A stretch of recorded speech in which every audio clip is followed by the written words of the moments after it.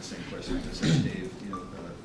Melton's been a big star in Hard Knocks. There's a lot of people that are sort of excited to see him on the field now. I'm just wondering how, if at all, he's changed behind closed doors. Is he still the, He hasn't changed a bit. I mean, I get the hype and like I'm gonna start with this. Like I get the Malcolm Rodriguez hype and everything, and that's all good, and he's deserved it.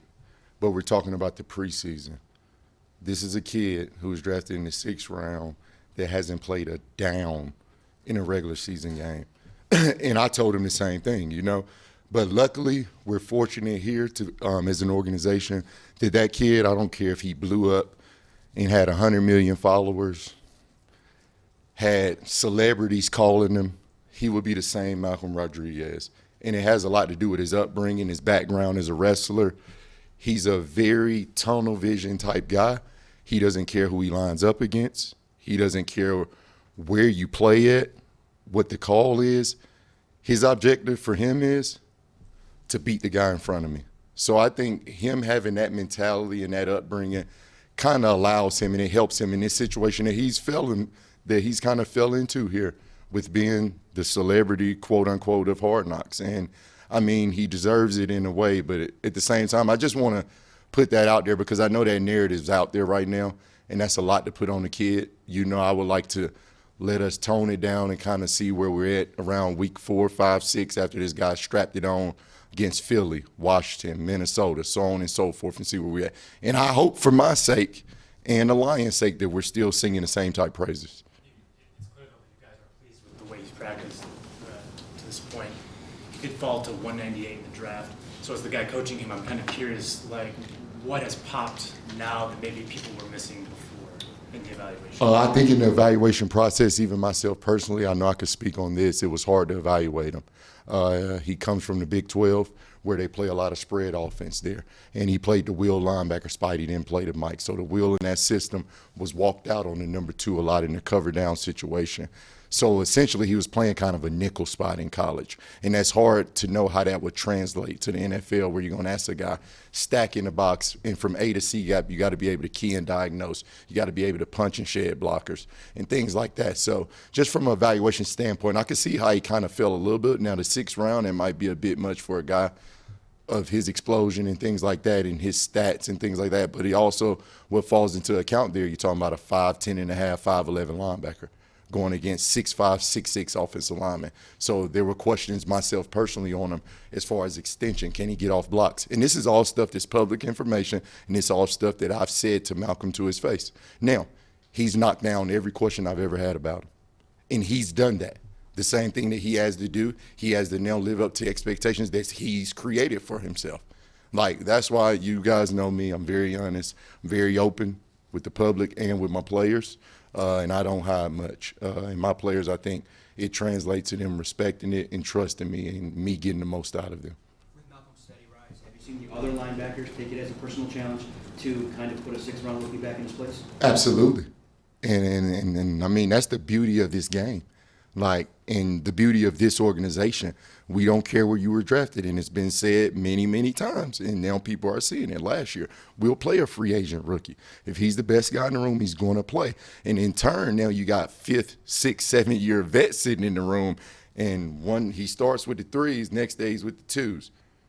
Next week he's being sprinkled with the 1s. Now those guys know, hey, I got to get my stuff together and raise my game or this guy's going to take food off my plate.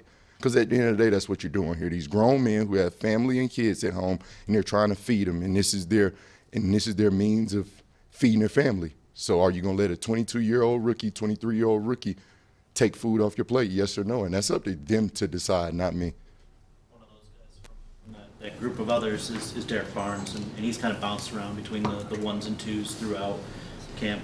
You can correct me if I'm wrong, but it seems like he's had a really good week dating back to Indianapolis. So is there something that you're seeing clicking with him right now as we get close to the season here?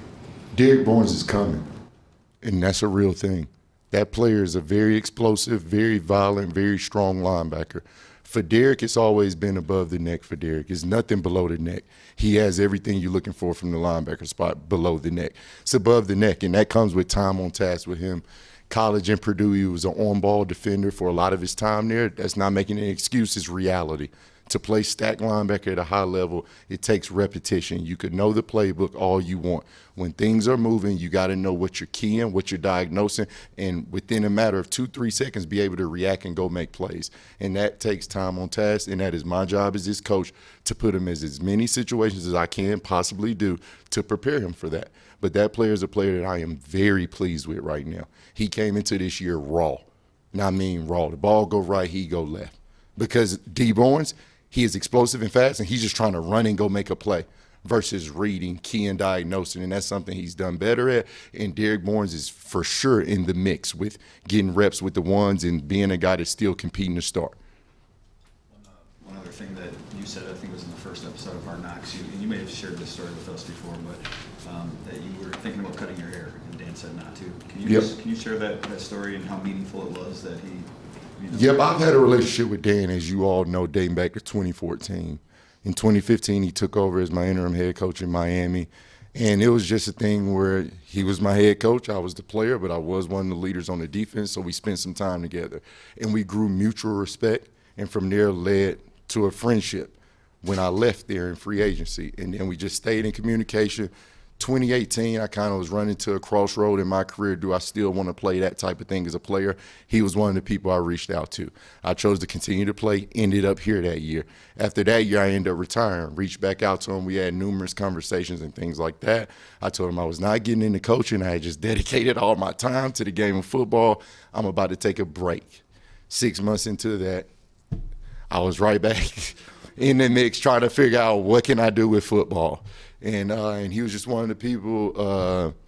Now, I was very thankful to get opportunities that came my way, Vanderbilt, LSU, so on and so forth. And at that time, I had to make a decision. Now, I'm a realist. As you all know, I'm very honest. I looked up and I do my research. I don't go into any situation blindly. And when I did my research, I looked and saw how many coordinators or head coaches, African-American ethnicity, has ever had tattoos and dreads. You guys do your homework and you tell me what the answer is.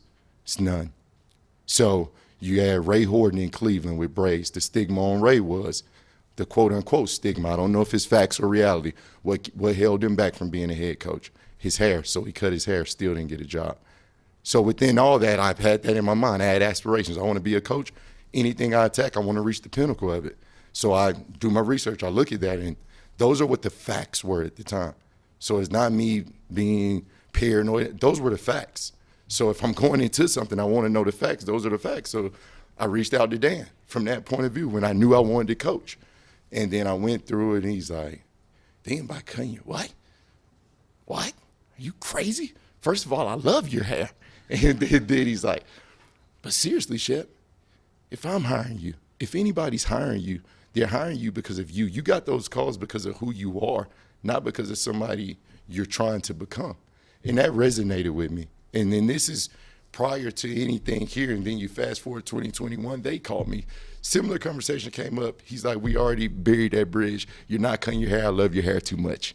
You know, but at the end of the day, you know, it gave me that confidence.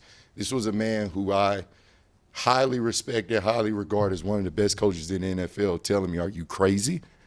And like, what are you talking about right now? You're you. You're being hired and being considered because you're you. And that just resonated with me, and I try to carry that down to my players as well, because you deal with things in society in and outside of a football facility where the facts are the facts. Like, people can hide it, but it's real, so you might as well say it. So I think when I'm able to voice facts and always keep it real with my players, it allows them to then be themselves. And then I think in turn it'll become a bigger thing than football, because people hopefully will live this way outside of the game. How does it feel to work for a guy like that? Oh, I mean, until if the Lord bless me one day with opportunity to be a guy in charge, I don't want to work for anybody else. Because like I tell people, I really can't tell you the difference in days when I work 8-9 hours and days I'm in here 14-15 hours. And when you can find something in life that you can be fortunate to benefit financially from, but at the same time, emotionally, mental health wise, like coming here it's everything for us as coaches, because you enjoy it. And when you're able to do that, man, in turn, I hope it can turn into something successful and something, because it is what it is. This is a production-based business, so we all can have great relationships. Everybody can love working for people, but if you're not producing, we all gonna be out of here. So can you put into words how you've seen Dan evolve from the time he was the interim coach in Miami to what you see now working with him as a head coach? I haven't seen a change at all.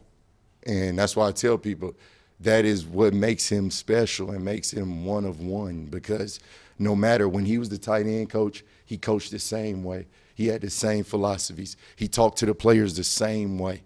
And that's the mistake a lot of people make. They become a person of power and feel like they have to change. They get certain titles and feel like, oh, now I'm in charge, I got it. No, just be yourself, I promise you. If you be yourself, you keep it real with people, I guarantee you they're going to, one, respect you, but then two, you're going to get the most out of them. Just coming full circle, allowing you to be yourself, that's helped you be the best version of the coach that you can be too? Absolutely. Because people who know me and been around me, they all was like, Shep, you coaching? Woo! Are they going to be able to handle how real you are? Because they knew me as a teammate. Like JD, I coach him now. JD sat next to me. So JD knew me as a teammate. Romeo, played with Rome 3 years. He knew me as a teammate. And they knew I didn't mix my words. I look you right in the eyes and tell you how I feel about you. I look you in your eyes. If you're messing something up on my defense, I'm going to tell you that.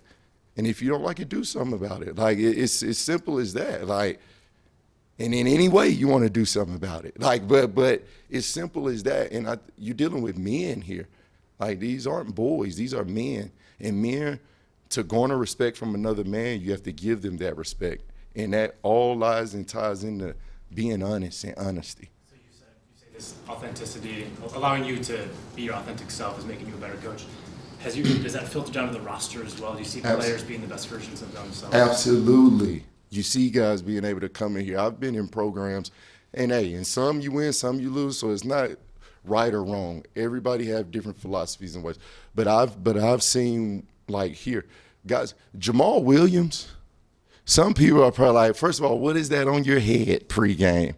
His Pokemon do-rags, his satchels, but when he's able to do that versus somebody hey, take that off your head. I don't want you dancing pregame. Well, you're not going to get the same Jamal Williams that pours his heart and soul into the game, and in turn pours his heart and soul into your team and is one of your best leaders. If you take that away from Jamal, Jamal isn't a leader on this team, because then he can't express himself the way he wants to. And it's just, man, I've been around that, and that is awful in my opinion. In a workspace, in life, if you aren't able to be yourself, you're never going to allow that person to ever reach their full potential.